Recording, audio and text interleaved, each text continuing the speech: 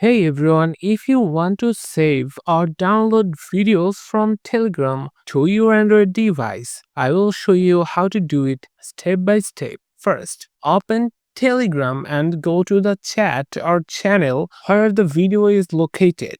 Now follow these steps. Find the video you want to download and tap on it to open it. In the top right corner, tap the three dots or menu icon and select Save to Gallery. The video will automatically be saved to your phone's gallery or Photos app.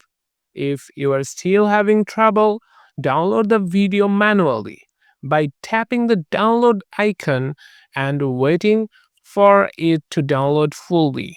Once it's completely downloaded, follow the steps above to save it to your device. And that's it. The video is now saved to your Android device. If this guide helped, don't forget to like and subscribe for more Telegram tips. See you in the next one.